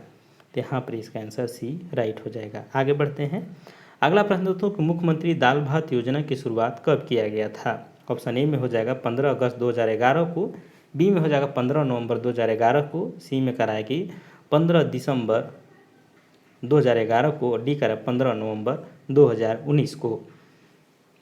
तो मुख्यमंत्री दाल भात योजना की शुरुआत हुआ था दोस्तों 15 अगस्त 2011 को हुआ था और यहाँ पर अगर देखिए दोस्तों 30 दिन की शुरुआत हुई थी, लेकिन इस योजना के तहत देखिए दोस्तों तो आपको पता होगा कि गरीब व्यक्तियों को मात्र 5 रुपये में भोजन उपलब्ध कराया जाता है। लेकिन ध्यान देना है कि वर्तमान में इसका नाम बदल करके मुख्यमंत्री कैंटीन योजना रख दिया गया है, जो कोरोना के काल में इसका नाम बदला गया था। तो ये भी प्रश्न पूछ सकता है कि मुख्यमंत्री दाल भात योजना का नया नाम क्या है? तो मुख्यमंत्री कैंटीन योजना अब इसका नाम रखा गया है, जो शुरू हुआ था 15 अगस्त 2011 को। अगला प्रश्न दोस्तों कि अंबेडकर तकनीकी छात्रवृत्ति योजना का मुख्य उद्देश्य क्या है? ऑप्शन ए में हो जाएगा दोस्तों पहाड़िया जनजाति में शिक्षा के प्रति जागरूकता पैदा करना, बी में हो जाएगा दोस्तों राज्य में अवस्थित बृहद मध्यम तथा लघु औद्योगिक इकाइयों को पुनर्वास हेतु, सी में कह रहा दोस्तों कि राज्य के बाहर तकनीकी शिक्षा प्रदान कर रहे अनुसूचित जाति के छात्रों को वित्तीय उपलब्ध कराना, और डी में कह रहा अनुसूचित जाति अनुसूचित जनजाति तथा पिछड़ी जाति के छात्र छात्राओं को निःशुल्क तथा आवासीय शिक्षा प्रदान करना। तो ध्यान में रखना है दोस्तों कि अंबेडकर तकनीकी छात्रवृत्ति योजना का मुख्य उद्देश्य अगर देखा जाए तो यहाँ पर रखा गया है कि राज्य के बाहर तकनीकी शिक्षा प्राप्त कर रहे अनुसूचित जाति यानी एससी जाति के जो छात्र होंगे उनको वित्तीय सहायता उपलब्ध कराना है। तो इस तरह से देखें तो आपका आंसर जो है आपका सी राइट हो जाएगा। अगला प्रश्न दोस्तों कि साइकिल वितरण योजना कब प्रारंभ किया गया? ऑप्शन ए में कह रहा है कि 2002 में, बी कह रहा है 2003 में, सी कह रहा है 2004 में और डी कह रहा है दोस्तों 2005 में। तो साइकिल वितरण योजना जो है दोस्तों वो प्रारंभ किया गया है 2002 में किया गया था। तो यहाँ पर इसका आंसर ए आपका राइट हो जाएगा। अगला प्रश्न दोस्तों कि वर्ष 1940 में हुए कांग्रेस के रामगढ़ अधिवेशन में महात्मा गांधी ने किसे छोटा नागपुर केसरी की उपाधि दी थी?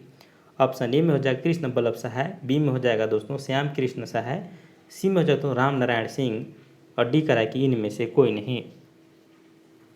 तो आपको ध्यान में रखना है दोस्तों कि जो वर्ष 1940 में हुए रामगढ़ में जो कांग्रेस का अधिवेशन हुआ था उसमें महात्मा गांधी जी ने राम नारायण सिंह को छोटा नागपुर केसरी की उपाधि दिया था। बाद में वो कांग्रेस के टिकट पर लोकसभा के सदस्य भी चुने गए थे। तो यहाँ पर इसका आंसर सी राइट हो जाएगा। अगला प्रश्न है दोस्तों कि शिबू सोरेन को गुरु जी की संज्ञा किसने दी थी? ऑप्शन ए में करा है के बी सक्सेना, बी में करा है बी के सक्सेना, सी में करा है के सी हेम्ब्रम और डी में होगा निर्मल महतो। तो शिबू सोरेन को गुरु जी जो है दोस्तों, जिसको दिसुम गुरु भी कहा जाता है, आदि नामों से इन्हें जाना जाता है, जिन्हें गुरु जी की संज्ञा बिहार सरकार के एक अधिकारी के बी सक्सेना ने दिया था। तो ये भी थोड़ा सा ध्यान में रखिएगा कि एक बिहार सरकार में अधिकारी थे, उन्होंने ही आपके के बी सक्सेना जिनका नाम था, उन्होंने गुरु जी कह करके इनको संबोधित किया था और संज्ञा दिया था। चलिए आगे बढ़ते हैं। अगला प्रश्न है दोस्तों कि कार्तिक उरांव के संबंध में कौन सा कथन जो है वो असत्य है यानी कि गलत है? ऑप्शन ए में करा है दोस्तों वे 1967 में लोहरदगा सीट से लोकसभा के लिए चुने गए। बी में कहा है कि 1968 ईस्वी में उन्होंने अखिल भारतीय आदिवासी विकास परिषद की स्थापना की। और सी में कहा है दोस्तों कि उन्होंने रायडी प्रखंड के मांझा टोली के समीप एक शक्ति निकेतन विश्वविद्यालय की स्थापना की। और डी करा है कि सभी कथन सत्य हैं। तो यहाँ पर देखिए दोस्तों, तो कार्तिक उरांव के संबंध में आपका सी कथन गलत हो जाएगा कि कार्तिक उरांव ने एक सपना देखा था कि छत्तीसगढ़ राज्य के सटे रायडी जो प्रखंड है वहाँ पर माझा टोली के समीप एक शक्ति निकेतन विश्वविद्यालय की स्थापना करना, जो अभी तक स्थापना नहीं हो पाया, उनका सपना पूरा नहीं हो पाया, अधूरा रह गया। तो इस तरह से आपका यहाँ पर सी जो है वो कथन जो है असत्य है। यहाँ पर लिख रहा है कि पूरा हो गया था, तो वो नहीं हुआ था, तो यहाँ पर गलत हो जाएगा। अगला प्रश्न है कि झारखंड रिवराइन फिश योजना के तहत सरायकेला खरसावां जिले में 49 यूनिट रिवराइन फिश फार्मिंग बनाकर कितने लोगों को रोजगार प्रदान किया गया? ऑप्शन ए में करा 2017 लोगों को, बी में करा 1000 लोगों को, सी में करा है दोस्तों कि 1200 लोगों को और डी करा है दोस्तों 1517 लोगों को। तो झारखंड में रिवराइन फिश फार्मिंग योजना की शुरुआत जो है दोस्तों वर्ष 2017 में किया गया था और इसका उद्देश्य था कि राज्य में मत्स्य पालन को बढ़ावा देना। और इस योजना के तहत देखिए दोस्तों, तो सरायकेला खरसावां जिले के 49 यूनिट रिवाइन फिश फार्मिंग बना करके और इसमें देखिए तो 1200 लोगों को रोजगार दे करके एक रोजगार का सृजन किया गया। तो इस तरह से देखें तो आपका यहाँ पर 1200 लोगों को रोजगार देने का, प्रदान करने का काम किया गया था। अगला प्रश्न दोस्तों कि खड़िया लोक साहित्य में किसका विकास भंडार है? सॉरी दोस्तों, फिर से रिपीट कर रहा हूँ, खड़िया लोक साहित्य में किसका विशाल भंडार है? ऑप्शन ए में करा दोस्तों कि लोकगीत लोक कथा, बी में हो जाएगा तो लोकोक्तियों मुहावरे, सी में हो जाएगा दोस्तों कहावतें एवं पहेलियाँ और डी में हो रहा है इनमें सभी सही हैं। तो खड़िया लोक साहित्य में दोस्तों देखें तो लोकगीत एवं लोक कथा और लोकोक्तियाँ, मुहावरे, कहावतें एवं पहेलियाँ, इनका विशाल भंडार देखने को मिलता है। तो इस तरह से देखें तो आपका डी जो है सही हो जाएगा। अगला प्रश्न है दोस्तों कि कुड़ुक भाषा के संबंध में कौन से कथन जो है वो सत्य है? ऑप्शन ए में कहा कि उरांव जनजाति की भाषा का नाम कुड़ुक या उरांव है। बी में कहा दोस्तों कि झारखंड के क्षेत्रीय भाषाओं के संदर्भ में इसमें सबसे अधिक लिखित साहित्य मिलता है। सी में कहा दोस्तों इस भाषा का लोक साहित्य बहुत संपन्न है। डी में कहा दोस्तों इनमें सभी जो हैं वो सत्य हैं। तो यहाँ पर अगर देखें दोस्तों तो इनमें सभी कथन जो हैं वो सत्य हो जाएंगे। आपको पता होगा कि उरांव जनजाति की भाषा कुड़ुक है यानी कि उरांव है और झारखंड के क्षेत्रीय भाषाओं के संदर्भ में इसमें सबसे अधिक लिखित साहित्य भी मिलती है और इस भाषा का लोक साहित्य बहुत ही संपन्न है। अगला प्रश्न है दोस्तों कि मुंडारी लोक साहित्य में विशाल भंडार है। ऑप्शन ए में कह रहा है लोकगीत लोक कथा का, बी में हो जाएगा लोकोक्तियाँ कहावतों का, सी में कह रहा है पहेलियाँ मुहावरों का और डी कह रहा कि इनमें से सभी का। तो यहाँ पर अगर देखें दोस्तों तो यहाँ पर भी हो जाएगा इनमें सभी का। अगर मुंडारी लोक साहित्य अगर देखेंगे तो ये सब चीज़ों का विशाल भंडार देखने को मिलेगा। अगला प्रश्न है दोस्तों कि भारतीय संविधान की 8वीं अनुसूची में झारखंड की कितनी क्षेत्रीय भाषाओं को रखा गया है? ऑप्शन ए में हो जाएगा दोस्तों 1, बी में कह रहा है दोस्तों 2 और सी में कह रहा है 3 और डी में कह रहा है कि 4। तो भारतीय संविधान की 8वीं अनुसूची में मात्र एक भाषा संथाली शामिल है। तो यहाँ पर इसका आंसर ए राइट हो जाएगा। आगे बढ़ते हैं दोस्तों कि एक तारा वाद्य यंत्र के संबंध में कौन सा कथन जो है वो सत्य है? ऑप्शन ए में करा है दोस्तों कि इसमें एक तार होने के कारण इसे एक तारा कहा जाता है। बी में करा दोस्तों कि साधु सन्यासियों के बीच यह वाग अत्यंत ही लोकप्रिय है। सी में करा कि वाग का निचला हिस्सा खोखली लौकी या लकड़ी का बना होता है। डी करा दोस्तों इनमें सभी कथन जो है वो सत्य हैं। तो यहाँ पर अगर आपको ध्यान में होगा तो एक तारा जो होता है जिसे गुपी यंत्र या गुपी यंत्र भी कहा जाता है दोस्तों। तो ये कथन के विषय में देखो तो सभी कथन आपके सत्य देखने को मिलेगा, इनके सही है। आगे बढ़ते हैं दोस्तों। अगला प्रश्न है कि किस पर्व के बाद नए अन्न खाना ही नवा खनी पर्व के नाम से जाना जाता है। ऑप्शन ए में हो जाएगा दोस्तों आषाढ़ी पर्व, बी में हो जाएगा दोस्तों सावनी पूजा, सी में हो जाएगा नावा खनी और डी में हो जाएगा कर्मा पूजा। तो आपको ध्यान में रखना होगा दोस्तों कि कर्मा पर्व के बाद जो नया अन्न खाना ही नावा खनी पर्व के रूप में मनाया जाता है। तो इस तरह से आपको ध्यान में रखना है। और इस पर्व यानी कर्मा पर्व के समय देखिए दोस्तों तो गोदली और गोढ़ा पक जाता है। जो गोदली और गोढ़ा जो होता है, जो कोदो सावा जानते हैं, वो पक जाता है। इसे घर में ला कर के शुद्ध उखल में यानी जो ओखली होता है उसमें कूट करके चूड़ा बनाया जाता है और फिर उसे देव और पितरों पर अर्पित किया जाता है। और इसके बाद दही चूड़ा के तापन चढ़ाया जाता है। इसके बाद देखें दोस्तों तो घर आए हुए मेहमानों के साथ जो है दही चूड़ा ग्रहण किया जाता है, खाया जाता है। तो इस तरह से नावा खनी पर्व मनाया जाता है। अगला प्रश्न दोस्तों कि छऊ नृत्य के संबंध में कौन से कथन जो हैं वो सत्य है। ऑप्शन ए में करा दोस्तों कि यह एक पुरुष प्रधान नृत्य है। बी में करा दोस्तों कि छऊ नृत्य में किसी गुरु या प्रशिक्षक की उपलब्धि अनिवार्य नहीं होती है। सी में करा दोस्तों कि इस नृत्य को भारतनाट्य, कथक, मणिपुर आदि की तरह शास्त्रीय नृत्य का दर्जा प्राप्त है। और डी करा कि इनमें से सभी। तो छऊ नृत्य के संबंध में कौन से कथन जो है दोस्तों सत्य हैं। तो यहाँ पर थोड़ा सा ध्यान में रखने के लिए दोस्तों ध्यान रखिएगा कि इसमें एक कथन जो है वो सत्य हो जाएगा कि यह एक पुरुष प्रधान नृत्य है। यानी छऊ नृत्य एक पुरुष प्रधान नृत्य है। और छऊ नृत्य में देखें तो गुरु या प्रशिक्षक की उपस्थिति अनिवार्य मानी जाती है, यानी कि यहाँ पर लिखा है दोस्तों नहीं मानी जाती है। तो आपको ध्यान में रखना है कि गुरु प्रशिक्षक की उपस्थिति जो है वो अनिवार्य मानी जाती है। और इस नृत्य में देखिए दोस्तों तो भारतनाट्यम, कथक, मणिपुरी आदि की तरह देखिए तो इन्हें शास्त्रीय नृत्य का दर्जा नहीं प्राप्त हुआ है। तो इस तरह से मात्र आपका यहाँ एक ही ठो कथन सत्य दिख रहा है कि यह पुरुष प्रधान नृत्य है। तो याद रखिएगा छऊ नृत्य जो काफ़ी चर्चित है और बार बार प्रश्न पूछा जाता है झारखंड में। आगे बढ़ते हैं दोस्तों। अगला प्रश्न है कि जादू पटिया चित्रकारी के संबंध में कौन सा कथन जो है वो सत्य है। ऑप्शन ए में कहा दोस्तों चित्र बनाने में मुख्यतः लाल, हरा, पीला, भूरा एवं काले रंगों का प्रयोग किया जाता है। बी में कहा दोस्तों जादू पटिया चित्रकारी पीढ़ी दर पीढ़ी ले जाने की प्रवृत्ति का ह्रास हो रहा है। ये भी सही है। यहाँ पर सी कहा कि यह चित्रकारी के संरक्षण दिए जाने की आवश्यकता है। तो यहाँ पर देखिए डी कह रहा है कि इनमें सभी कथन सत्य है। तो अगर इस तरह से अगर आप देखेंगे दोस्तों तो जादू पटिया चित्रकारी के संबंध में सभी कथन जो है आपके सही हैं।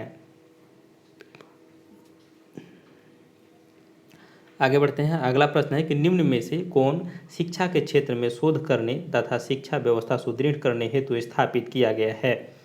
ऑप्शन ए में करा कि राज्य मध्याह्न भोजन प्राधिकरण यानी MDM, mid day meal. B में कहा दोस्तों कि झारखंड शैक्षणिक अनुसंधान एवं प्रशिक्षण परिषद।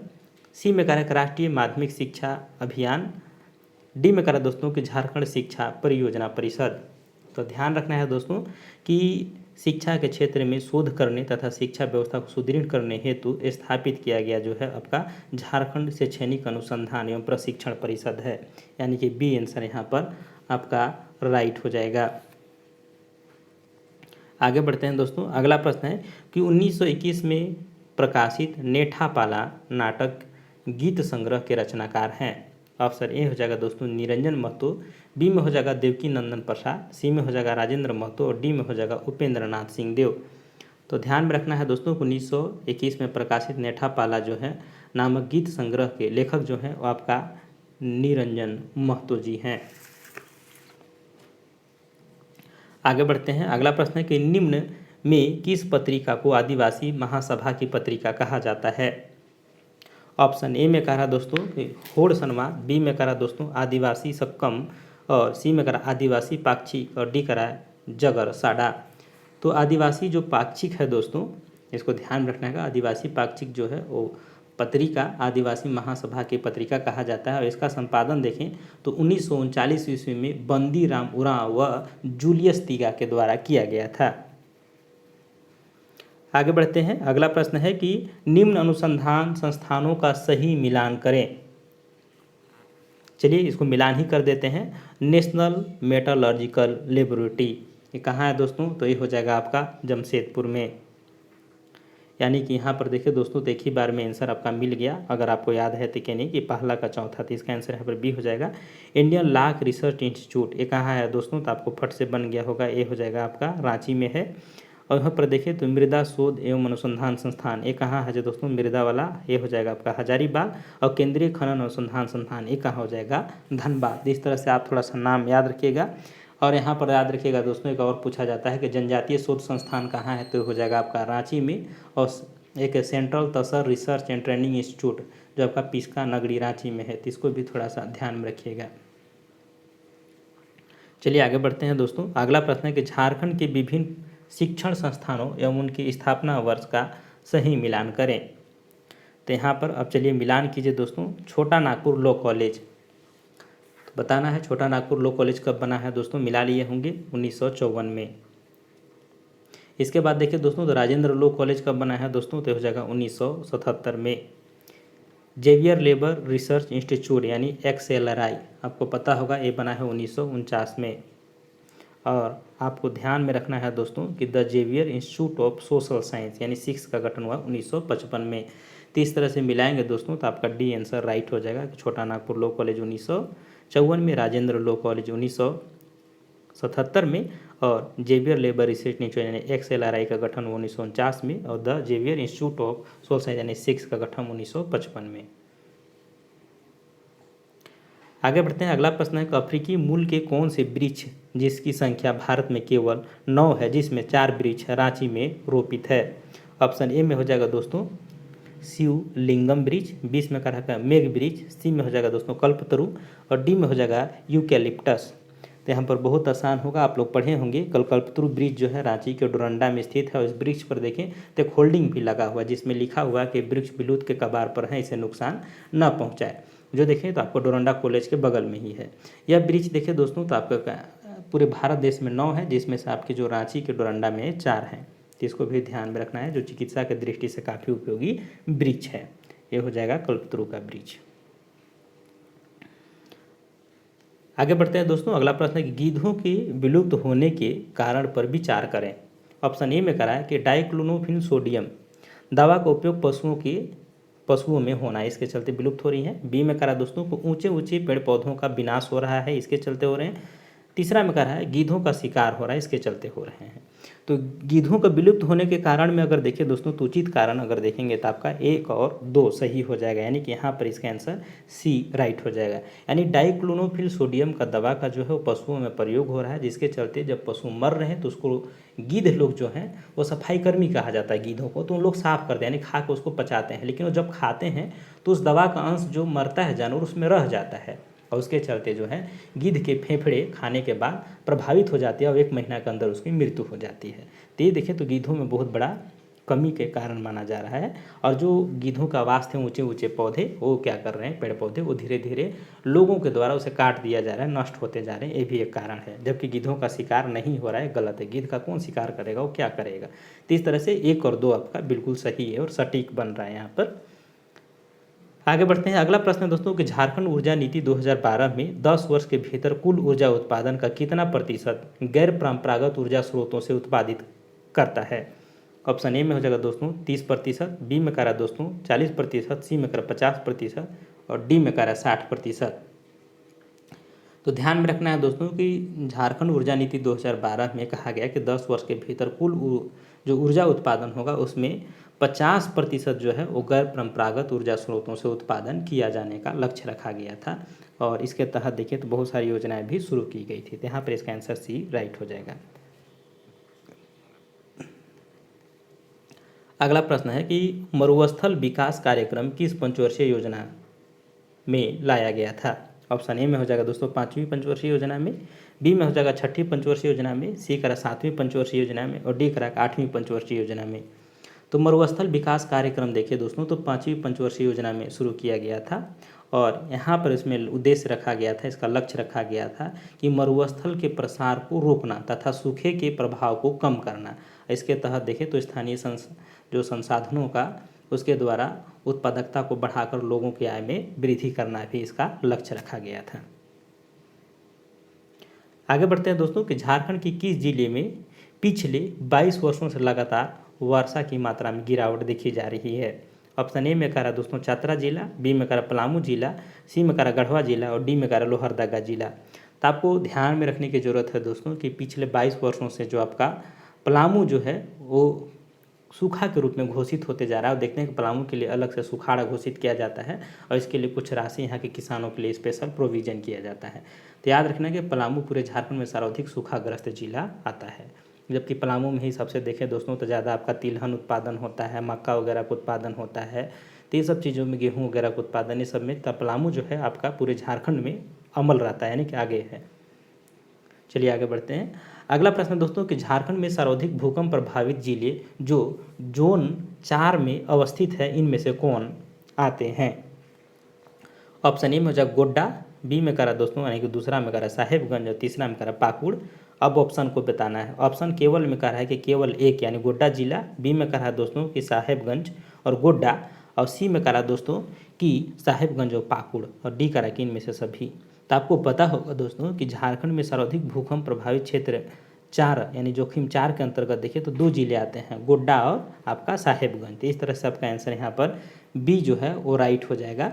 और गोड्डा साहेबगंज के जो ऊपरी भाग है दोस्तों, यानी कि ऊपरी भाग कहने का मतलब उत्तरी भाग, यानी कि उसके उत्तर वाला एरिया जो है थोड़ा भूकंप जो 4 के अंतर्गत आता है। तो इसको देखें तो भूकंप आने की संभावना थोड़ा यहाँ ज़्यादा रहती है, इसलिए इसका भूकंपगंज 4 के अंतर्गत इसे रखा गया है। तो इसका आंसर बी राइट हो जाएगा, गोड्डा और साहेबगंज के ऊपरी क्षेत्र यानी उत्तरी क्षेत्र। आगे बढ़ते हैं। अगला प्रश्न है कि झारखंड में भूकंप से सुरक्षा के लिए कौन सी संस्था कार्यरत है।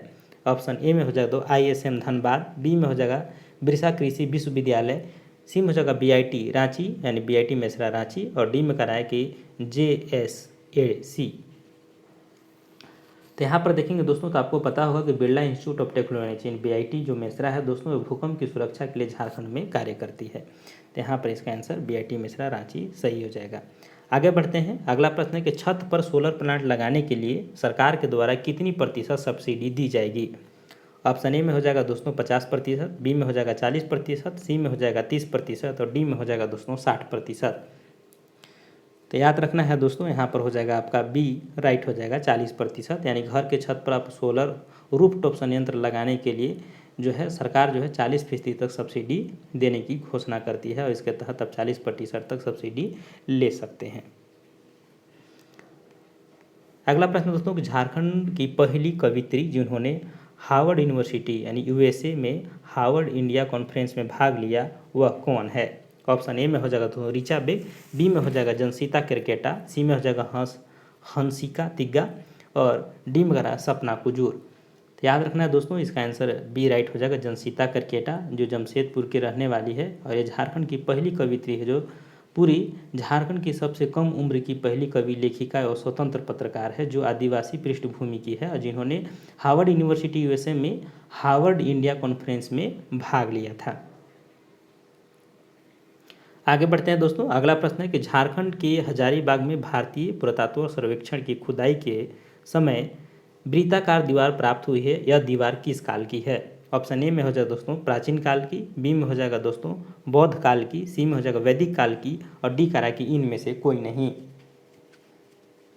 तो यहाँ पर ध्यान में रखने का दोस्तों कि हाल ही में भारतीय पुरातत्व सर्वेक्षण की खुदाई में हजारीबाग जिले में वृत्ताकार दीवार प्राप्त हुई है जो देखें तो बौद्ध काल के समय की है।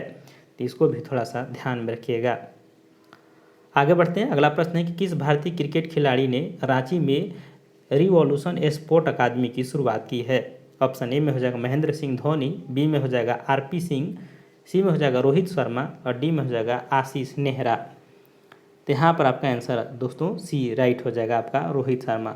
भारतीय क्रिकेटर रोहित शर्मा जो राजधानी रांची में देखें तो क्रिकेट अकादमी खोलने की घोषणा की थी और इन्होंने बताया था कि रिवॉल्यूशन स्पोर्ट के साथ इनकी शुरुआत सफायर इंटरनेशनल स्कूल कैंपस में की जाएगी। और इस अकादमी में देखें दोस्तों तो आर्थिक रूप से कमज़ोर बच्चों के लिए विशेष सुविधा होगी और 5 बच्चों का चयन किया जाएगा और उनको स्कॉलरशिप दी जाएगी और उनको खेल की किट भी दे दी जाएगी। तो इस तरह से रोहित शर्मा जी घोषणा किए थे। आगे बढ़ते हैं। अगला प्रश्न है कि झारखंड गठन के बाद 5 साल का कार्यकाल पूरा करने वाले या वाली पहले राज्यपाल कौन हैं? ऑप्शन ए में हो जाएगा द्रौपदी मुर्मू, बी में हो जाएगा प्रभात कुमार, सी में हो जाएगा सैयद सिप्ते रजी और डी में हो जाएगा KR नारायण। तो आपको याद होगा जब दोस्तों बताने की जरूरत नहीं है कि द्रौपदी मुर्मू जो है इन्होंने पूरे 5 साल का कार्यकाल पूरा किया और फिलहाल में ही इनका विदाई हुआ और नए राज्यपाल जो अभी आए हैं उनका स्वागत भी किया गया था। तो इसको थोड़ा सा ध्यान में रखेंगे जो आपके रमेश बैस जी आपके नए राज्यपाल के रूप में आए हैं। चलिए आगे बढ़ते हैं। जो छत्तीसगढ़ रायपुर के रहने वाले हैं और उनका अभी देखें तो झारखंड के राज्यपाल के रूप में नामित हुआ है। आगे बढ़ते हैं। अगला प्रश्न है कि प्रेमलता अग्रवाल किस क्षेत्र से संबंध रखती है? ऑप्शन ए में हो जाएगा दोस्तों पर्वतारोहण, बी में हो जाएगा एथलेटिक्स, सी में हो जाएगा जिम्नास्टिक और डी में हो जाएगा दोस्तों हॉकी। तो प्रेमलता अग्रवाल ये बताने की जरूरत नहीं है कि एक पर्वतारोहिणी है और यह जमशेदपुर के जुगल सलाई से संबंध रखती हैं, यानी जमशेदपुर जुगल सलाई के रहने वाली है। और यहाँ देखें तो दोस्तों ये काफ़ी चर्चे में रहती है क्योंकि इनके देखें तो पद्मश्री अवार्ड भी अगर देखें तो एक बार चोरी हो गया था इनके घर से, क्योंकि इनको पद्मश्री अवार्ड मिला था, इनके बाद कुछ लोग इनको घर से चोरी कर लिए थे। और प्रेमलता अग्रवाल जो है भारतीय महिला पर्वतारोही है।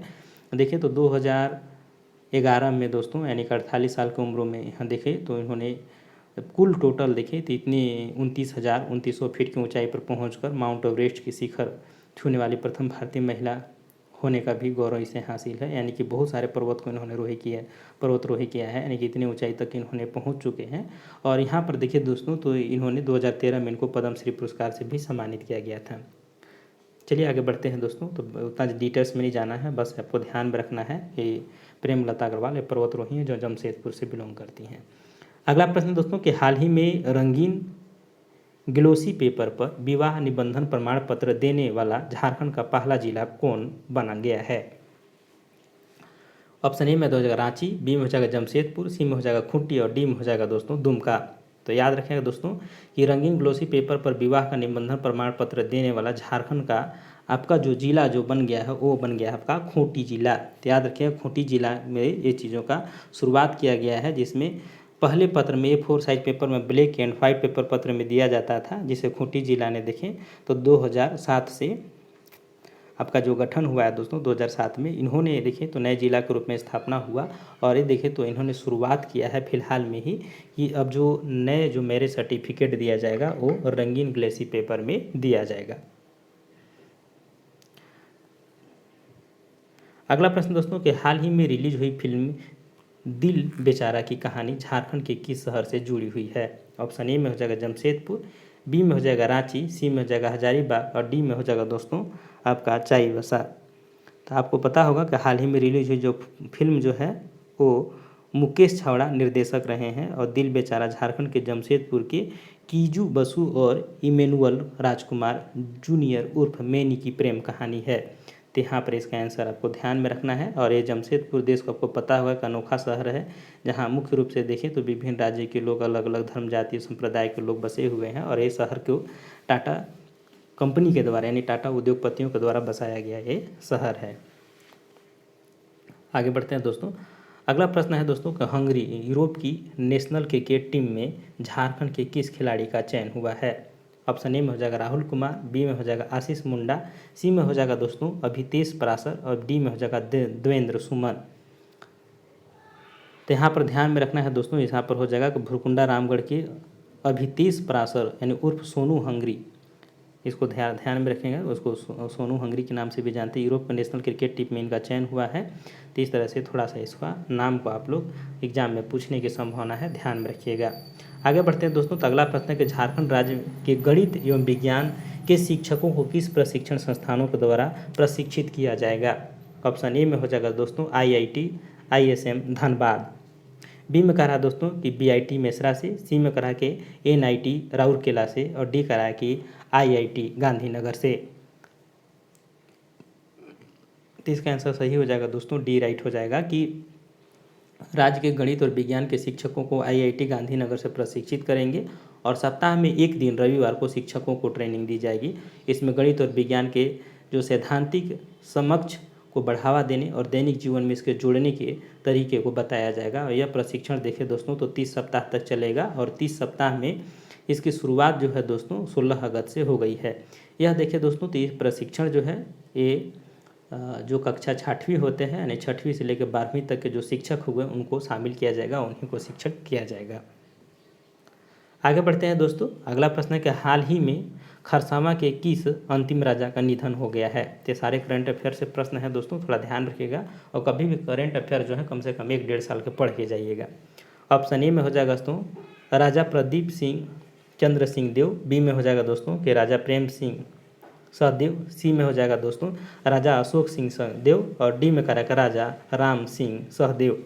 तो आपको ध्यान में रखना है दोस्तों कि खरसावां सरायकेला के राजा जो थे प्रदीप चंद्र सिंह देव, इनका जो है फिलहाल में निधन हो गया और ये देखें दोस्तों तो 83 वर्ष की उम्र में इनका निधन हुआ है और यह खरसावां जो राजघराने के अंतिम राजा थे। इस तरह से इनकी मृत्यु हो जाती है, अब समाप्त हो गया इनका। आगे बढ़ते हैं दोस्तों।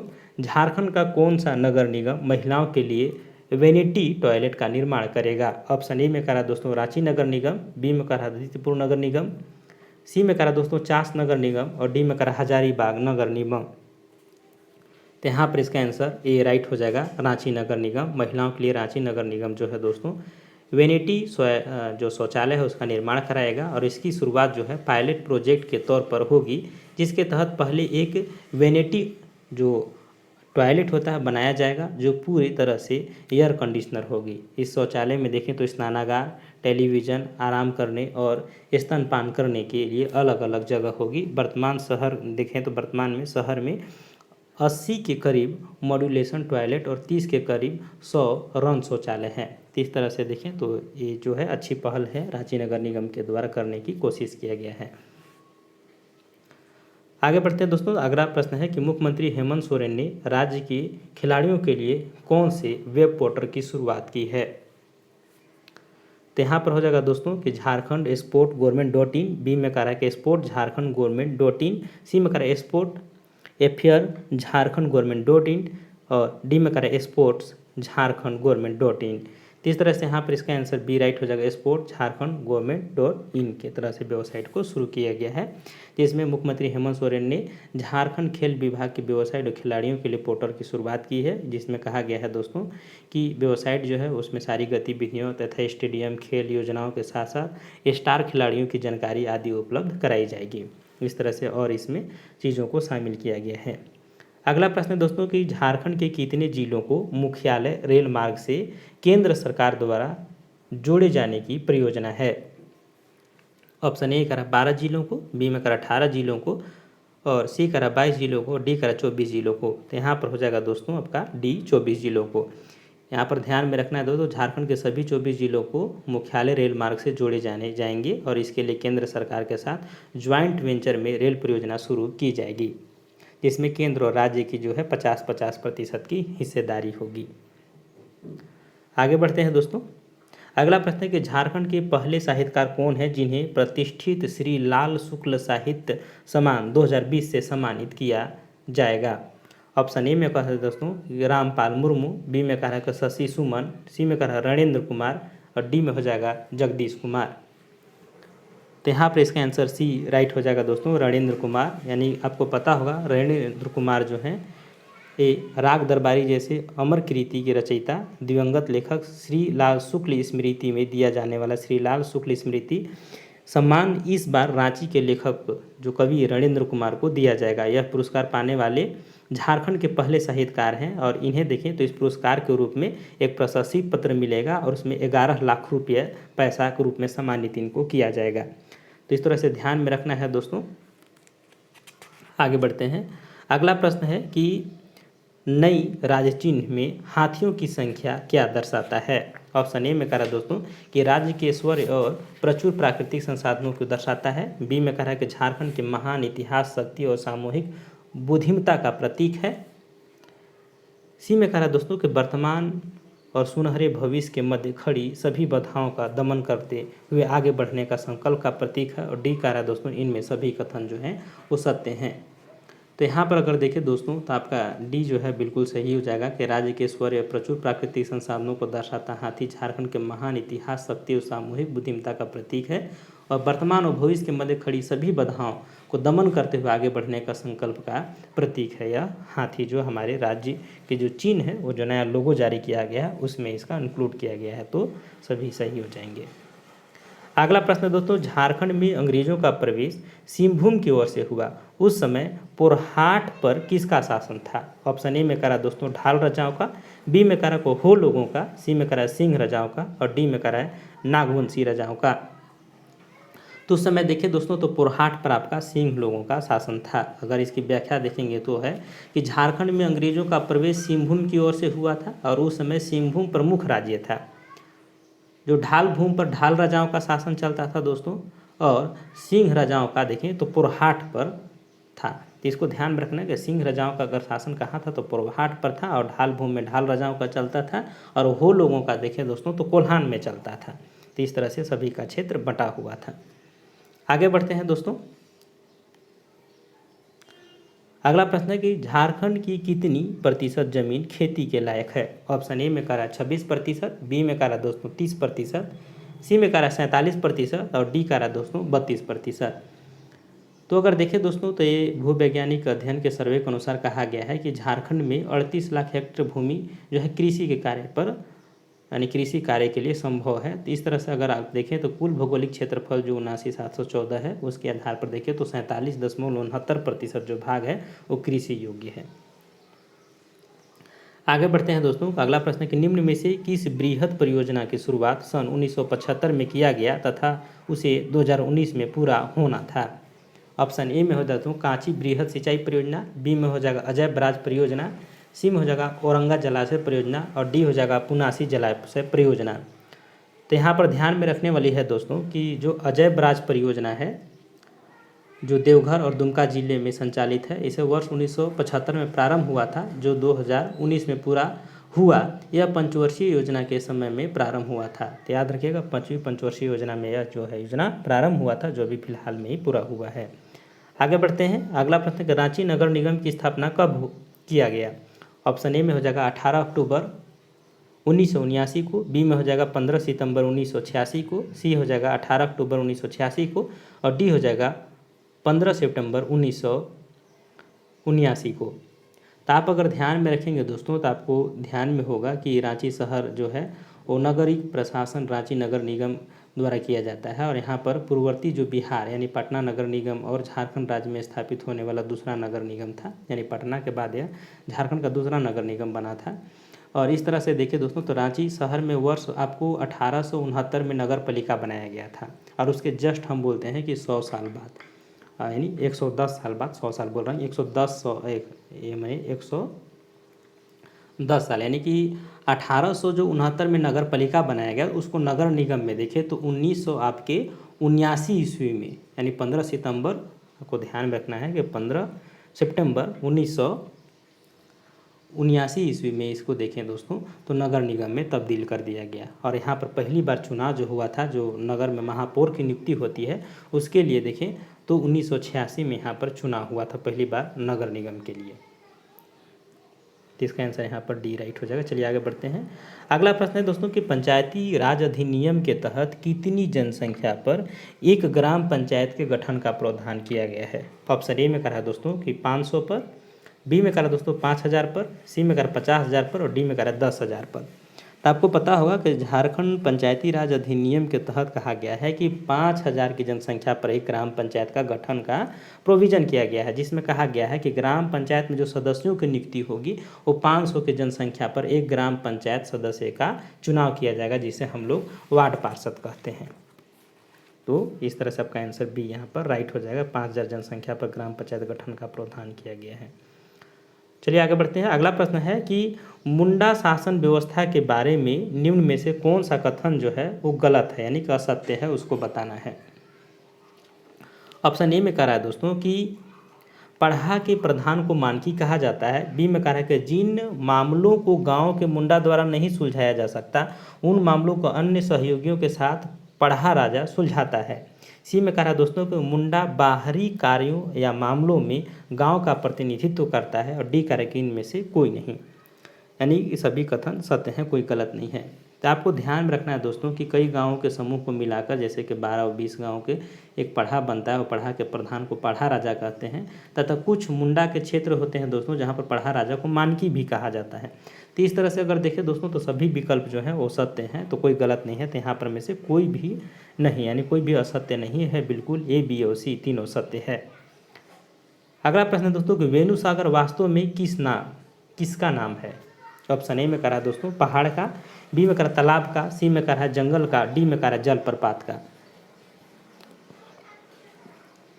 तो आपको पता होगा कि पश्चिमी सिंहभूम में स्थित वेणु सागर वास्तव में एक बड़े तालाब का नाम है और जिसके किनारे जो देखिए दोस्तों तो बहुत से मंदिर स्थापित किए गए हैं। अगला प्रश्न दोस्तों कि झारखंड में आयोजित निम्न में से किस मेला को विकास मेला कहा जाता है। ऑप्शन ए में हो जाएगा हथिया पत्थर मेला, बी में हो जाएगा दोस्तों हिजला मेला, सी में हो जाएगा गणतंत्र दिवस मेला और डी में करा है दोस्तों गांधी मेला।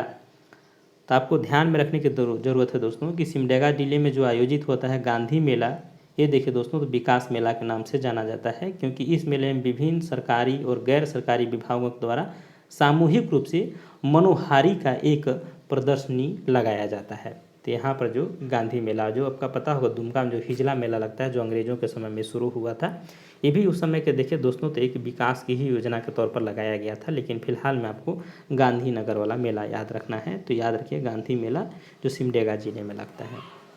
अगला प्रश्न दोस्तों कि निम्न में से कौन झारखंड रत्न में शामिल नहीं किए गए हैं। ऑप्शन ए में करा फरहाज खान, बी में हो जाएगा हेमंत सोरेन, सी में हो जाएगा शिबू सोरेन और डी करा इनमें से कोई नहीं। तो देखिए दोस्तों तो भारत रत्न में शामिल नहीं हुए हैं अभी आपके हेमंत सोरेन, बाकी शिबू सोरेन और फरहाज खान ये शामिल हैं। तो इस तरह से थोड़ा ध्यान में रखिएगा। तो आपका यहाँ पर जो है बी हो जाएगा गलत, ये शामिल नहीं है। आगे बढ़ते हैं। अगला प्रश्न है कि झारखंड में हथकरघा, रेशम और हस्तशिल्प क्षेत्र के तहत विभिन्न क्षेत्रों में उत्कृष्ट प्रदर्शन के लिए झारखंड सरकार के किस विभाग के द्वारा यह पुरस्कार दिया जाता है।